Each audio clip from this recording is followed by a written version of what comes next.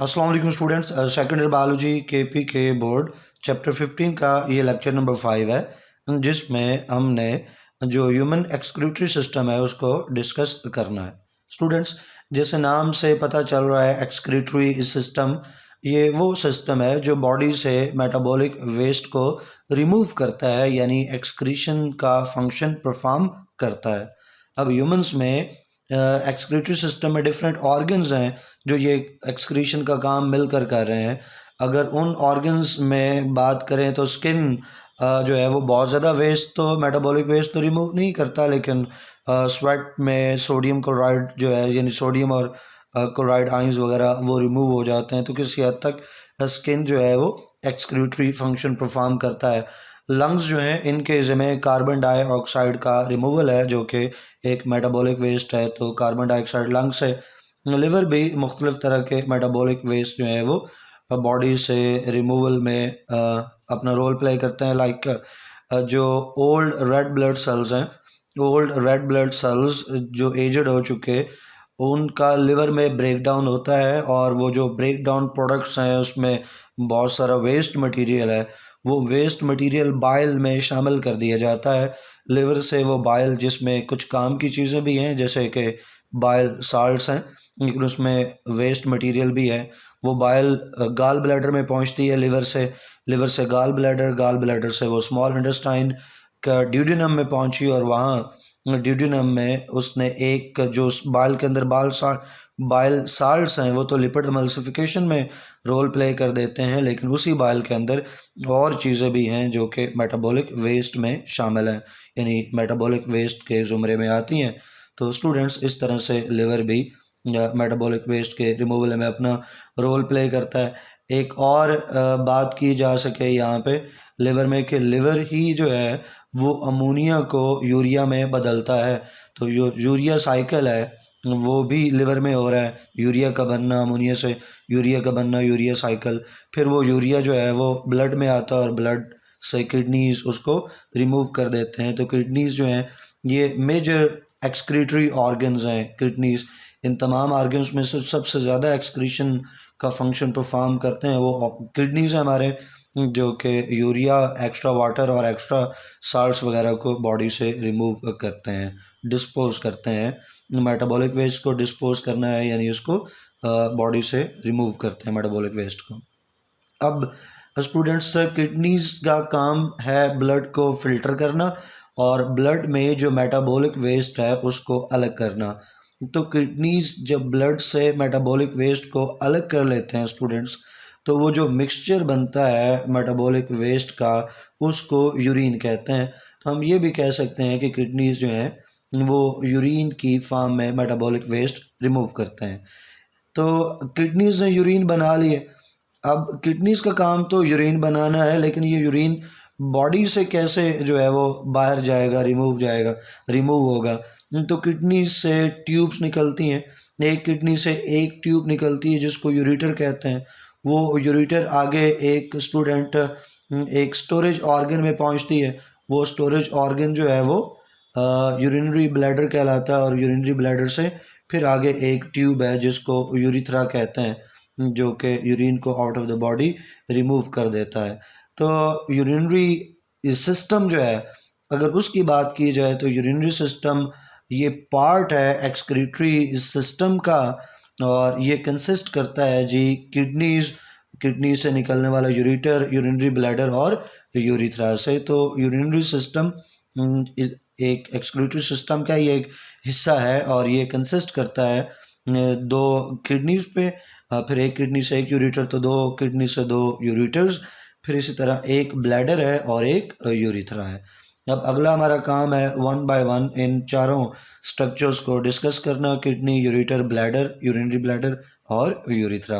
तो आगाज़ में हम पहले देख लेते हैं कि ये जो डिफरेंट ऑर्गन्स हैं यूरिनरी सिस्टम के, ये किस तरह से ऑर्गेनाइज्ड हैं। अगर आपको ये डायग्राम बनानी है यूरिनरी सिस्टम की, तो आप इसमें चाहें तो ब्लड वेसल्स शामिल कर लें, और अगर आप ब्लड वेसल्स का ये पार्ट शामिल नहीं करना चाहते हैं तो भी डायग्राम जो है वो चलेगी, इसके बगैर भी आप बना सकते हो, इसके साथ बनाओ तो ज़्यादा अच्छा है। तो दो किडनीज हैं स्टूडेंट्स, जो एक हमारा किडनी है, लेफ़्ट साइड का किडनी वो थोड़ा ऊपर होता है और जो राइट साइड का किडनी है वो थोड़ा नीचे होता है। तो इस जब डायग्राम बना रहे हो तो थोड़ा सा इसका फ़र्क रखिएगा, एक किडनी थोड़ा ऊपर और एक थोड़ा नीचे, लेफ़्ट वाला ऊपर, राइट किडनी जो है वो थोड़ा नीचे रहेगा। अब किडनी से मैंने कहा एक ट्यूब निकलती है यूरेटर, वो एक स्टोरेज ऑर्गन में पहुंचती है, यूरिन को कैरी करती है, वो यूरिनरी ब्लैडर है और उससे आगे एक ट्यूब निकलती है, एक नाली निकलती है, दैट्स यूरिथ्रा, जो यूरिन को out of the body remove कर देती है। इसी तरह दूसरी साइड के ऊपर भी। फिर स्टूडेंट्स, ज़ाहिर है किडनीज़ का काम ब्लड को फ़िल्टर करना है, तो ब्लड किडनीज़ में दाखिल होना चाहिए। तो जो एक बड़ा पाइप जो है हार्ट से ब्लड को इस तरफ ला रहा होता है वो एब्डोमिनल एओर्टा है।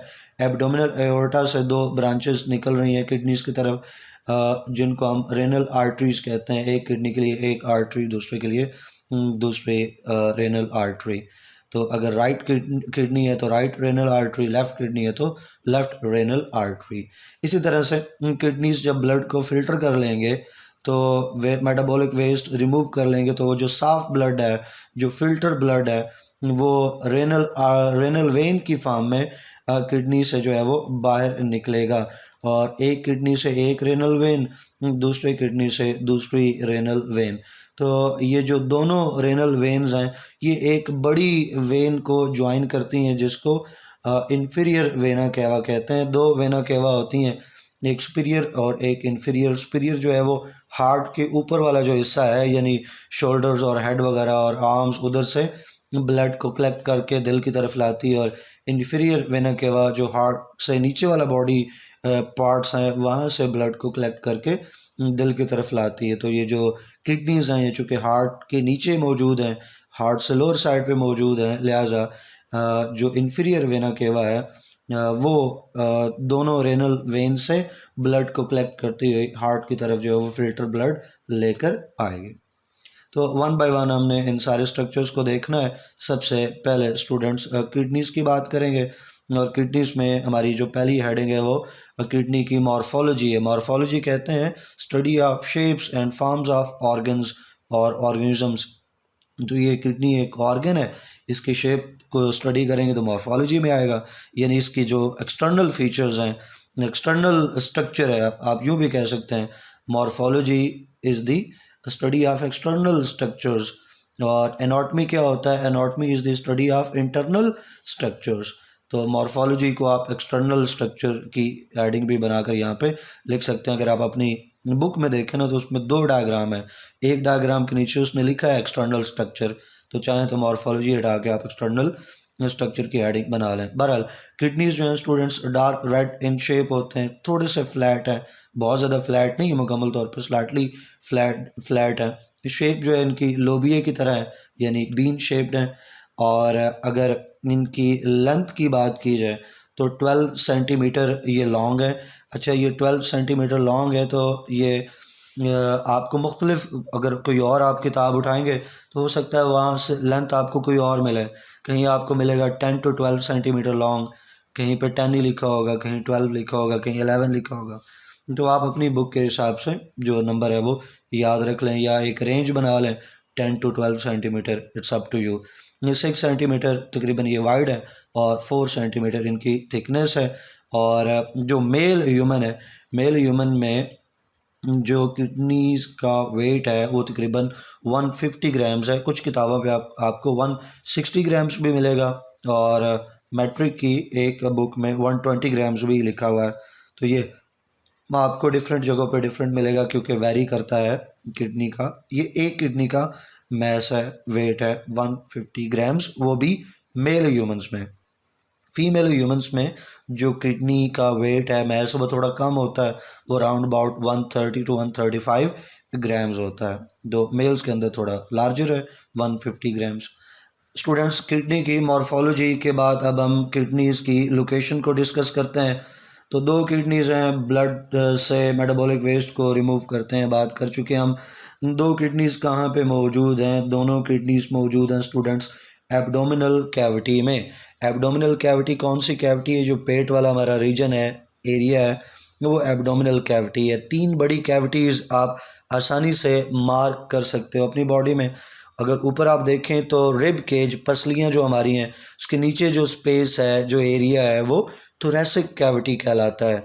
तो थोरेसिक कैविटी का जो आखिरी स्ट्रक्चर है वो डायफ्रेम है। डायफ्रेम के नीचे एब्डोमिनल रीजन शुरू हो जाता है और एब्डोमिनल रीजन में जो कैविटी स्पेस है वो एब्डोमिनल कैविटी कहलाती है।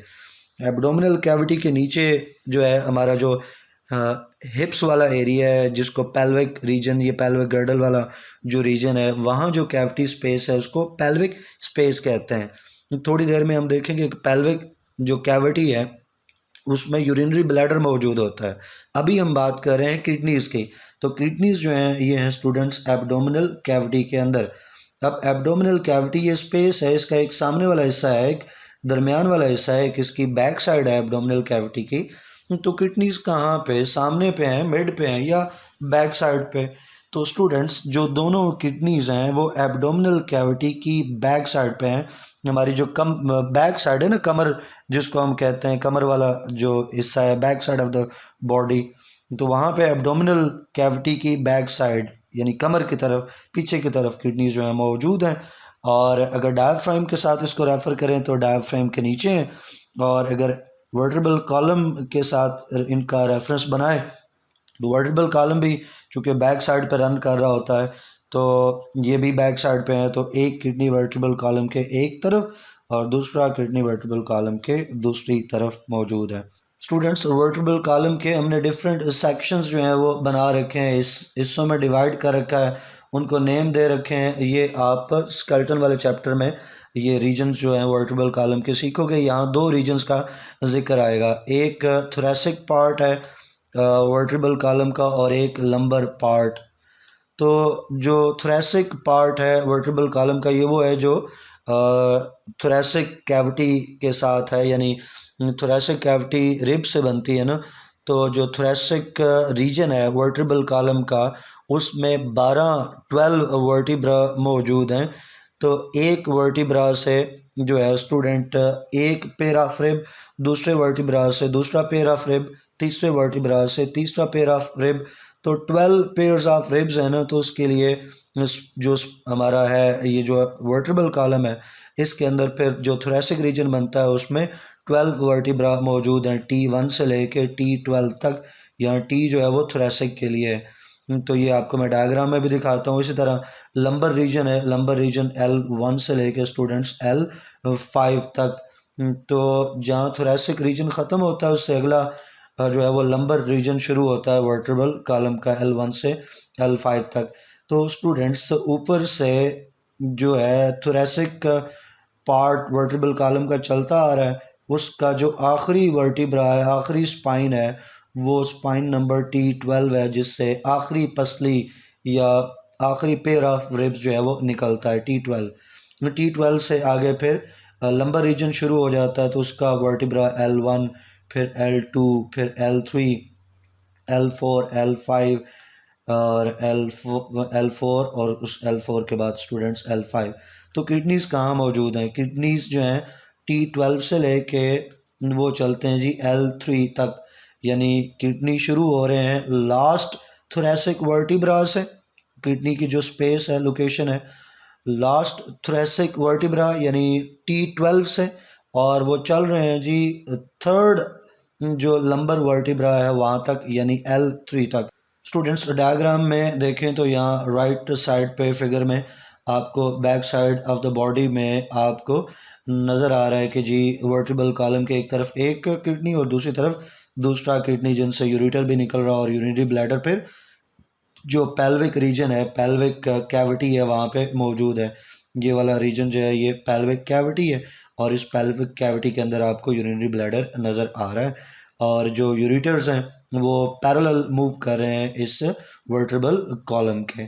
तो स्टूडेंट्स हमने किडनी की लोकेशन के ऊपर फोकस करना है, तो दूसरे हिस्से की तरफ डायग्राम में देखें, यहाँ आपको जो है वर्टेब्रल कॉलम नज़र आ रहा है। ये वर्टेब्रल कॉलम ऊपर से चलता आ रहा है, इसका जो थोरेसिक रीजन है उसमें 12 वर्टिब्रा हैं। तो यहाँ आपको ये वर्टिब्रा नंबर 11 नज़र आ रहा है, उसके नीचे वर्टिब्रा नंबर 12 है, और 12 ही होते हैं, तो 12वें पे ये ख़त्म हो गया।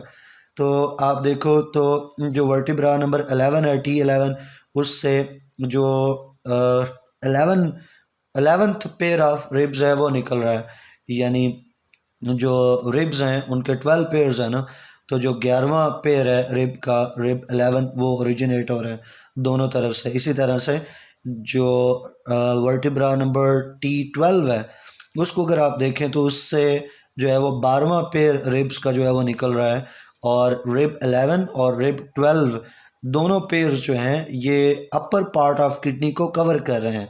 तो थोड़ी देर में हम प्रोटेक्शन देखेंगे, किडनी की प्रोटेक्शन होती है तो वहाँ पे जिक्र आएगा कि जो रिब पेयर 11 और 12 हैं, रिब पेयर 11 और 12 वो अपर पार्ट ऑफ किडनी को प्रोटेक्ट करते हैं, जो कि इस डायग्राम में आप देख रहे हैं। लोकेशन की जहाँ तक बात है तो एवरेज में ये T12 हो गया स्टूडेंट्स, यहाँ से किडनी शुरू हो रहे हैं, नीचे lumbar region L1, lumbar vertebra number 2 L2 और लंबर वर्टिब्रा L3। तो ऊपर T12 से लेके L3 तक की ये जो स्पेस बनती है स्टूडेंट, इस स्पेस के अंदर ये किडनीज मौजूद हैं।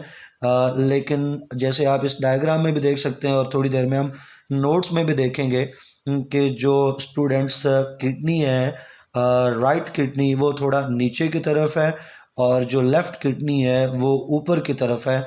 और इन दोनों में यानी लेफ़्ट किडनी थोड़ा ऊपर होता है, ऊपर की तरफ होता है, राइट किडनी थोड़ा नीचे की तरफ है, और ये 1.5 से लेके तकरीबन 2 सेंटीमीटर जो लेफ़्ट किडनी है वो ऊपर है और राइट किडनी इतना ही थोड़ा नीचे है।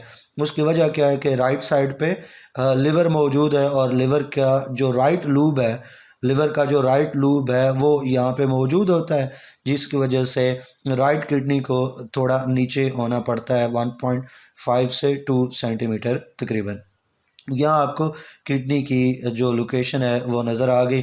अब ये डायग्राम्स आपकी बुक में नहीं है, मैंने शामिल किए हैं ताकि वो जो लफ्ज़ों में लिखा है कि टी लास्ट थोरेसिक वर्टिब्रा से थर्ड लंबर वर्टिब्रा तक, तो आपको पता चल सके कि जब हम ऐसे कह रहे हैं तो एक्चुअल में वो कैसे दिखेगा। बात आगे बढ़ाते हैं स्टूडेंट्स, और मैं लोकेशन के ऊपर जो एसिमेट्री ये बता चुका कि जो पोजीशन है स्लाइटली एसिमेट्रिकल है, जो राइट किडनी है वो थोड़ा नीचे की तरफ है और जो लेफ़्ट किडनी है वो थोड़ा ऊपर की तरफ है। जैसे आपको बताया कि राइट किडनी थोड़ा नीचे की तरफ और लेफ़्ट ऊपर की तरफ, और इनका जो डिफरेंस है वो 1.5 से 2 सेंटीमीटर का है। स्टूडेंट्स अब बात हम आगे बढ़ाते हैं और तीसरी हेडिंग है किडनी से रिलेटेड प्रोटेक्शन की। प्रोटेक्शन में देखें तो किडनी का जो अपर पार्ट है, अभी मैंने ऊपर डायग्राम में आपको बताया था कि वो पार्शली प्रोटेक्टेड है। 11th और 12th जो रिब्स हैं या पेयर ऑफ रिब्स हैं वो प्रोटेक्ट कर रहे हैं, जैसा कि इस डायग्राम में आपको नज़र आ रहा है। ये रिब नंबर 11 और ये रिब नंबर 12, तो जो कि किडनीज़ के अपर पार्ट को पार्शली प्रोटेक्ट करती हैं। एक और लेवल पे भी किडनी की प्रोटेक्शन है, वो क्या है कि किडनी के बाहर एक tough layer of connective tissue मौजूद है, और ये tough layer of connective tissue kidney के इनर जो टिश्यूज़ हैं, जो इनर पार्ट्स ऑफ किडनीज़ हैं, जो टिश्यू लेयर्स हैं, उनको प्रोटेक्ट करते हैं। कौन करता है प्रोटेक्ट? ये जो टफ लेयर है कनेक्टिव टिश्यू की दोनों किडनीज़ के बाहर, वो प्रोटेक्ट कर रही होती है। जो चौथी हेडिंग है किडनी से रिलेटेड स्टूडेंट्स वो स्ट्रक्चर की है। अब किडनी का जो स्ट्रक्चर है वो बीन शेप्ड है, क्योंकि ओवरऑल किडनी की जो शेप है वो बीन शेप्ड है। सबसे पहले किडनीज की जो साइड्स हैं, अगर उनको हम मेंशन करें, उनका जिक्र करें, तो किडनी की दो तरह की साइड्स बनती हैं, दो तरह की सरफेस बनती हैं। जो आउटर सरफेस है किडनी की वो कन्वेक्स है, बाहर की तरफ मुड़ी हुई है, और जो इनर सरफेस है किडनी की वो कनकेव है, वो अंदर की तरफ मुड़ी हुई है। तो इनर को आप यूँ रख सकते हैं कि वो कनकेव है, अंदर की तरफ मुड़ी हुई, इनर यानी वो कनकेव, और आउटर जो है वो बाहर की तरफ मुड़ी है, तो इसको कन्वेक्स जो है वो भी बल्ज आउट होता है। यूँ कन्वेक्स जो बाहर की तरफ उभरा हुआ पार्ट है उसको हम कन्वेक्स बोलते हैं, और अंदर की तरफ मुड़ा हुआ जो पार्ट है उसको कनकेव कहते हैं। तो किडनी जो है, अगर आपके लिए मैं यहाँ पे एक रफ सी डायग्राम किडनी की बना दूँ, वैसे तो नीचे हमने डायग्राम्स देखनी है, बीन शेप्ड होते हैं। तो ये जो बाहर वाला पार्ट है ये स्टूडेंट्स इसका कन्वेक्स पार्ट है, और ये अंदर वाला रीजन जो इनर सरफेस है ये कनकेव है। अब यहाँ पे आप देखो, आपको यहाँ पे एक डिप्रेशन मिल रहा है, एक गड़ा मिल रहा है, एक डिप्रेशन मिल रहा है, जिसको नॉच भी हम कह सकते हैं। डिप्रेशन बोलो या नॉच बोलो, एक ये अंदर की तरफ जो धंसा हुआ पार्ट है, ये जो नॉच है, ये जो कट है, ये जो रीजन है जो अंदर की तरफ दबा हुआ है कनकेव साइड पे, इसको हाइलस कहा जाता है। कहीं आपको हाइलम भी लिखा हुआ मिल सकता है, लेकिन हाइलम हो या हाइलस दोनों का मतलब एक ही है। नॉच कह सकते हो, डिप्रेशन कह सकते हो। स्टूडेंट्स, ये जो हाइलस है ये वो रीजन है जहाँ पे रेनल आर्टरी जो है वो इंटर होगी, जो नर्व्स हैं वो किडनी में इंटर होंगी, जो लिम्फेटिक वेसल्स हैं वो किडनी में इंटर होंगी, रेनल वेन जो है वो किडनी से बाहर आएगी और यूरेटर जो है वो किडनी से बाहर आएगा। इसको डायग्राम में मैं आपको दिखा दूँ तो यहाँ पे किडनी के डायग्राम में आप देख सकते हो स्टूडेंट्स कि जो उसका दबा हुआ पार्ट है ये वो तकरीबन रीजन है जो कि रेनल हाइलस है। और रेनल हाइलस जो डिप्रेशन है इसमें आप देखें तो रेनल आर्टरी इंटर हो रही है और जो रेनल वेन है वो बाहर की तरफ आ रही है। यहाँ जो रेनल नर्व्स हैं वो नहीं दिखाई गई, जो लिम्फेटिक वेसल्स हैं वो भी शो नहीं की गई, लेकिन वो भी इंटर होती हैं और यहाँ से रेनल वेन और यूरेटर बाहर को निकलते हैं। तो ये रीजन जो है रेनल हाइलस कहलाता है। फिर रेनल पेरिटोनियम, ये केपी के बोर्ड में आपकी बुक में रेनल पेरिटोनियम की उसने हेडिंग इस्तेमाल की है, ये वर्ड इस्तेमाल किया है। आप कहीं और पे देखोगे तो वहाँ पे आपको रेनल कैप्सूल मिलेगा। रेनल पेरिटोनियम ऊपर किडनी यहाँ पे बनाया था, किडनी का ये वाला जो पार्ट है स्टूडेंट्स, यहाँ पे ये पेरिटोनियम के साथ, ये पेरिटोनियल कैविटी के साथ थोड़ा सा टच में होता है। तो यहाँ पे आप कह सकते हो कि पेरिटोनियल लेयर जो है वो मौजूद है, लेकिन ये सिर्फ एक साइड पे ही मौजूद होती है पेरिटोनियल लेयर या पेरिटोनियम। लेकिन आपकी बुक में ये कहा गया है कि किडनी जो है वो सराउंडेड, किडनी को सराउंड करती है एक टफ मेम्ब्रेन जिसको रेनल पेरिटोनियम कहते हैं। बाकी किताबों में इस लेयर का नाम जो है, ये जो टफ मेम्ब्रेन है जो कवर कर रही है दोनों किडनीज़ को, यानी हर किडनी के बाहर ये टफ मेम्ब्रेन है, वहाँ पे इनको रेनल कैप्सूल कहा गया है, वो ज़्यादा टर्म यूज़ होती है। तो आपकी बुक में इसको रेनल पेरिटोनियम कहा गया, तो आप अपनी बुक के हिसाब से इसको फॉलो करें। स्टूडेंट्स, हम बात करें किडनी के स्ट्रक्चर की, उसमें पहले किडनी की साइड्स देखी, फिर रेनल पेरिटोनियम का जिक्र किया। अब किडनी को अगर काट के देखें तो उसमें जो डिफरेंट रीजन्स नज़र आते हैं उन रीजन्स को देखने जा रहे हैं।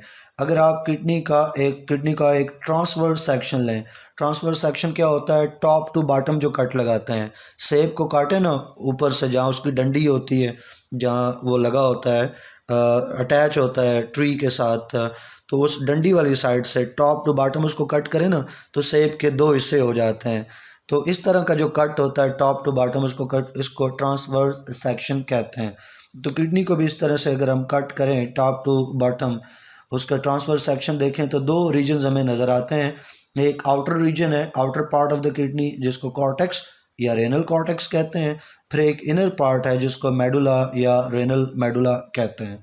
स्टूडेंट्स, जो किडनी का कॉर्टेक्स है, किडनी के कॉर्टेक्स में नेफ्रॉन के कौन से पार्ट हैं? उसमें नेफ्रॉन के रेनल कार्पसल्स होते हैं और कन्वोल्यूटेड ट्यूब्यूल्स होती हैं। आपको कुछ तो मैट्रिक से याद होगा कि किडनी जो है उसका जो फंक्शनल यूनिट है वो नेफ्रॉन है। यहाँ पे एक डायग्राम में नेफ्रॉन थोड़ा सा मौजूद भी होगा, यहाँ पे आप देख सकते हो कि ये मैं हाईलाइट भी कर देता हूँ। ये रेनल कॉर्टेक्स वाला पार्ट है और बाकी ये जितना रीजन है ये रेनल मेडुला का है, ये यहाँ से लेके यहाँ तक, दैट्स रेनल मेडुला। तो अब आप देखो तो इसमें नेफ्रॉन्स आपको नज़र आ रहे हैं। नेफ्रॉन में रेनल कार्पसल होता है, फिर proximal convoluted tubule, loop of Henle, फिर distal convoluted tubule, collecting ducts वगैरह। तो ये सारे जो नेफ्रॉन के ये जो पार्ट्स हैं ये किस तरह से अरेंज्ड हैं?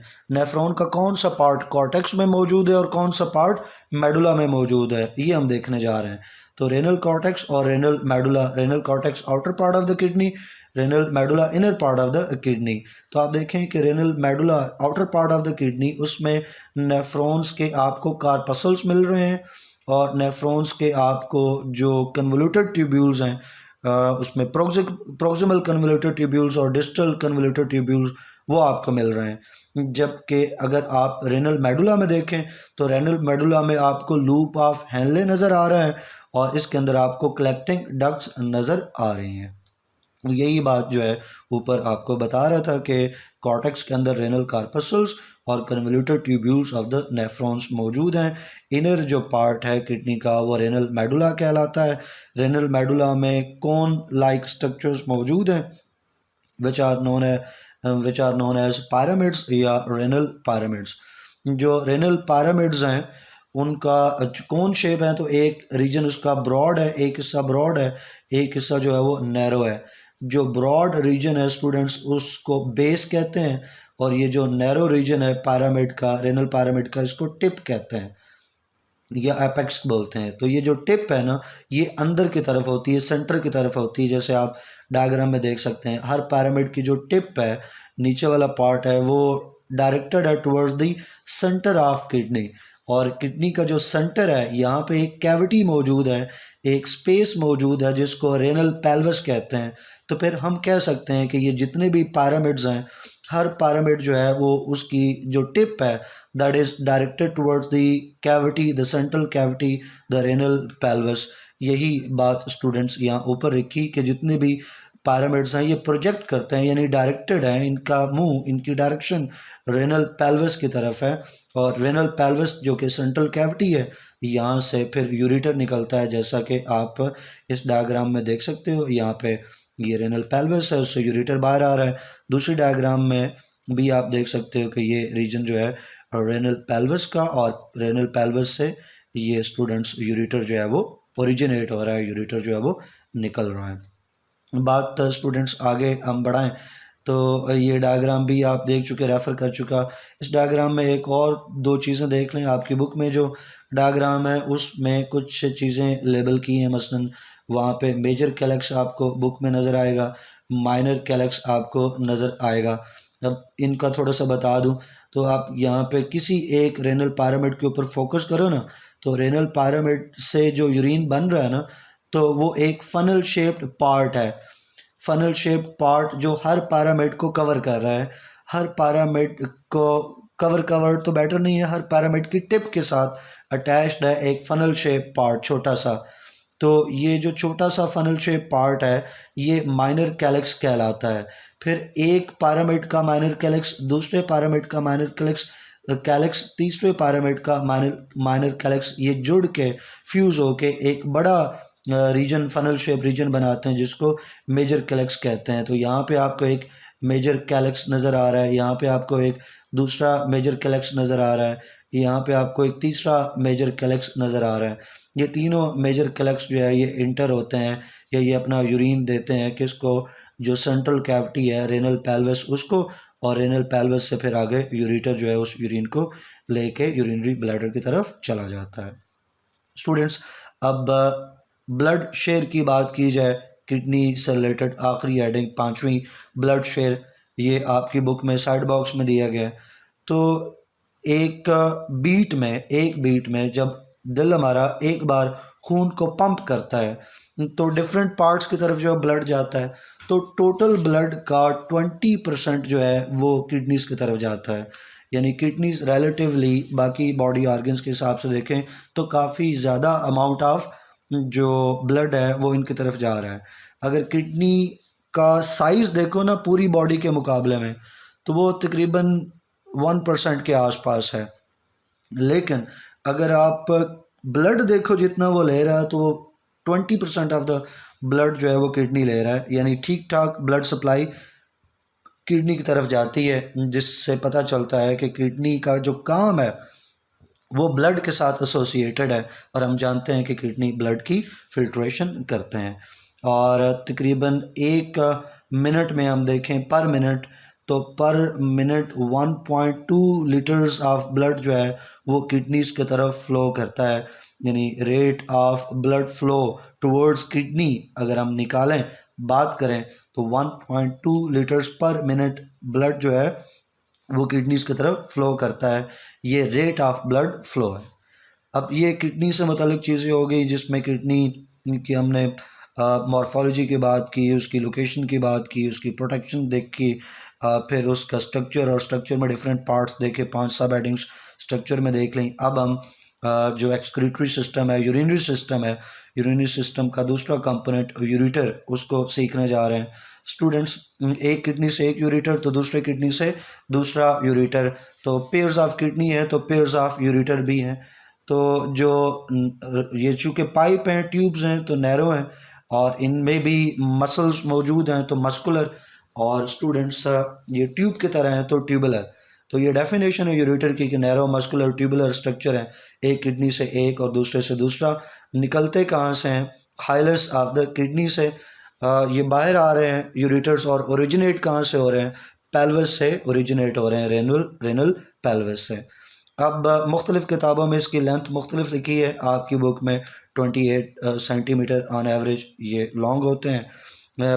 पीछे की तरफ और नीचे की तरफ ये रन करते हैं। डॉर्सल का मतलब होता है पीछे की तरफ, बैक साइड पे, जैसे कि आपने डायग्राम में देखा था। यहाँ डायग्राम अभी मौजूद होगी, मैं दिखा दूँ आपको। तो यहाँ पे देखें, तो किडनी से ये parallel to the vertebral column, ये पीछे की तरफ मौजूद, किडनी पीछे की तरफ, यूरेटर पीछे की तरफ डॉर्सल साइड पे, तो ये parallel to the vertebral column ये मूव करते जा रहे हैं, और अल्टीमेटली ये जो यूरिनरी ब्लैडर है वहाँ पहुँचते हैं।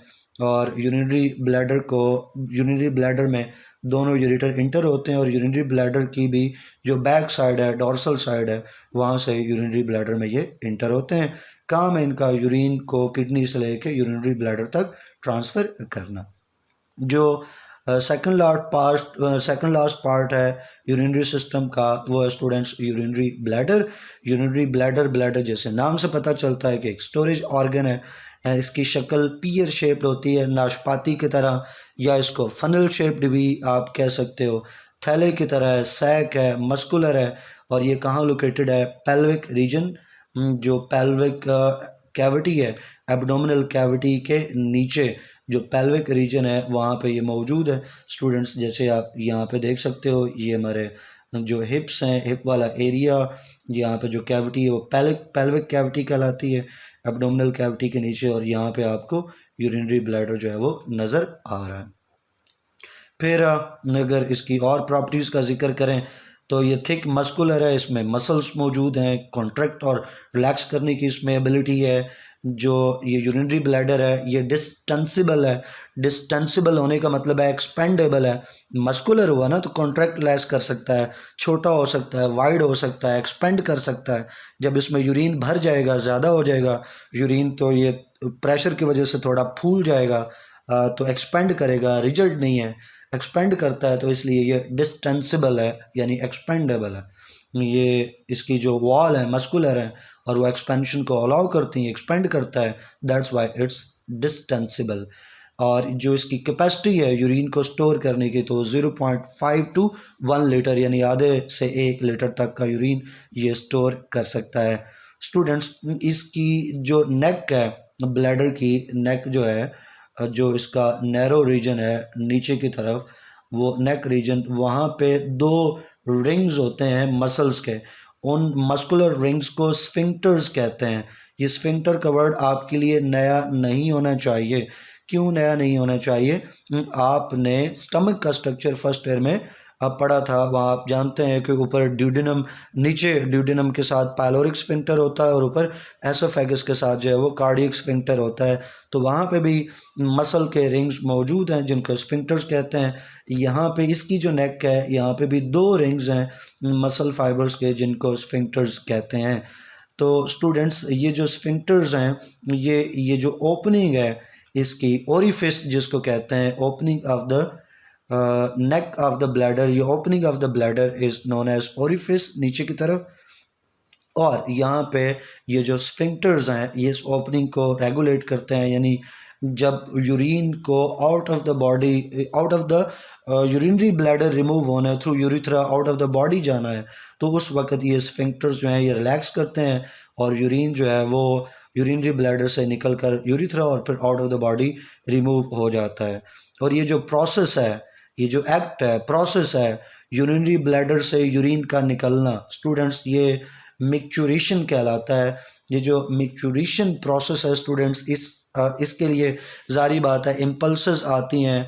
हमारा जो नर्वस सिस्टम है उसमें सेंट्रल नर्वस सिस्टम से नर्व इम्पल्सेस यहाँ पे पहुँचती हैं। वो इन मसल्स को, जो यूरिनरी ब्लैडर के मसल्स हैं, जो स्फिंक्टर्स हैं, इनको रेगुलेट करते हैं और ये रिलैक्स करते हैं, जिससे मैच्योरेशन का प्रोसेस होता है, यानी यूरिनरी ब्लैडर से यूरिन जो है वो यूरिथ्रा में चला जाता है।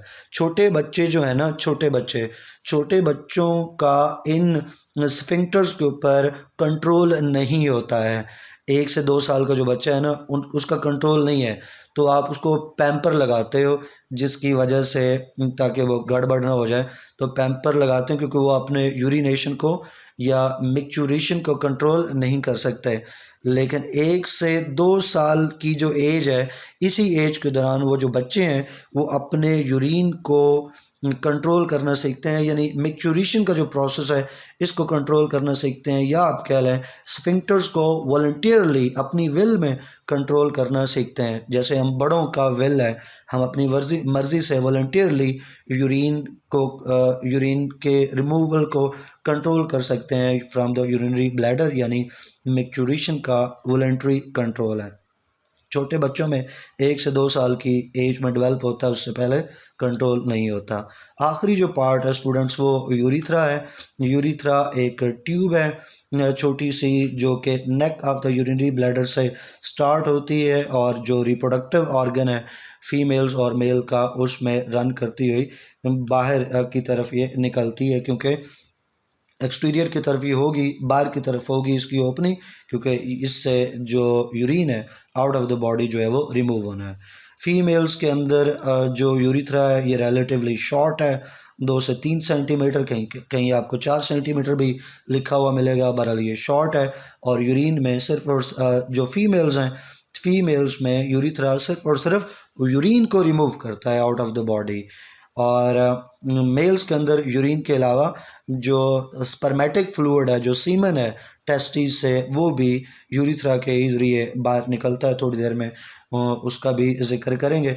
अब फीमेल में जो यूरिथ्रा है स्टूडेंट्स ये शॉर्टर है और सिर्फ यूरिन को कैरी करेगा, और ये जो इसका यूरिथ्रल ऑरिफिस है, जो इसकी ओपनिंग है, ओरिफिस ओपनिंग यूरिथ्रा की बाहर की तरफ, या जिसको यूरिनरी अपर्चर भी कहते हैं, जो फीमेल रिप्रोडक्टिव पार्ट है उसका एक हिस्सा है वल्वा, और वल्वा जो है वो in front of vaginal opening, या जो वजाइनल अपर्चर है, वजाइनल ओपनिंग है, उस वहाँ पे वल्वा है, और वहीं पे जो वल्वा की ओपनिंग है उसी जगह पे जो यूरिथ्रल ओरिफिस है, यूरिथ्रल ओपनिंग है, ये भी वहीं है, ताकि out of the body urine को रिमूव किया जा सके। अगर बात की जाए मेल की, तो मेल्स में students urethra relatively much longer 20 centimetre, क्योंकि मेल्स का रिप्रोडक्टिव सिस्टम जो है, रिप्रोडक्टिव आर्गन्स की लेंथ रिलेटिवली ज़्यादा, रिप्रोडक्टिव ऑर्गन थोड़ा लेंथी हैं, यानी उनकी लेंथ ज़्यादा है, तो यूरिथ्रा की रिलेटिव जो लेंथ है वो भी ज़्यादा, अराउंड अबाउट 20 सेंटीमीटर ये लॉन्ग है। और मेल्स के अंदर जैसे मैंने बताया कि यूरिन के साथ साथ जो स्पर्मेटिक फ्लूइड है वो भी ये कैरी करते हैं, यानी कह सकते हैं आपके मेल्स के अंदर जो यूरिथ्रा है ये कॉमन स्ट्रक्चर है, एक साझा स्ट्रक्चर है मेल रिप्रोडक्टिव सिस्टम का और यूरिनरी सिस्टम का, ये कॉमन स्ट्रक्चर है।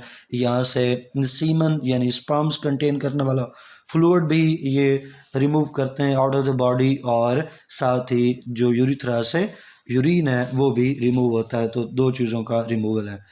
अब इसकी ओरिफिस की बात की जाए तो स्टूडेंट्स मेल्स के अंदर जो इसका ओरिफिस है यानी ओपनिंग है यूरिथ्रा की, यूरिथ्रा पीछे से आ रहा है, यूरिनरी ब्लैडर से स्टार्ट हुआ और जो मेल रिप्रोडक्टिव आर्गन है उसके अंदर से पास होता हुआ उसकी टिप के ऊपर आएगा, और जो टिप है उसको यूरिनो जेनिटल अपर्चर कहते हैं या यूरिनो जेनिटल ओरिफिस भी कहते हैं। यहाँ पे आपकी बुक में वर्ड यूज़ हुआ यूरिनो, इसको यूरो जेनिटल अपर्चर भी कहते हैं, यूरिनो या यूरो दोनों वर्ड्स यूज़ होते हैं। तो यूरिनो जेनिटल अपर्चर, यूरिनो जेनिटल ओरिफिस, ये मेल रिप्रोडक्टिव ऑर्गन की जो टिप है वहाँ पे और वो जो ओपनिंग है वहीं पे ओपनिंग है स्टूडेंट इस यूरिथ्रा की, ताकि out of the body urine को रिमूव किया जा सके। आई होप कि तमाम चीज़ें आपको क्लियर हुई होंगी। ज़ाहिर बात है टॉपिक लंबा था और एक्सप्लेन करने में सारी चीज़ों को टाइम लगता है, तो इसलिए लेक्चर भी थोड़ा लेंथी था। अगर आपने यहाँ तक का सुना है, चीज़ों को समझा है, तो स्टूडेंट्स वीडियो को लाइक कीजिएगा, लेक्चर अपने फेलोज़ के साथ शेयर कीजिएगा। इंशाल्लाह नेक्स्ट वीडियो में हम नेफ्रॉन का जो स्ट्रक्चर है उसको डिस्कस करेंगे। टिल देन अल्लाह हाफिज़।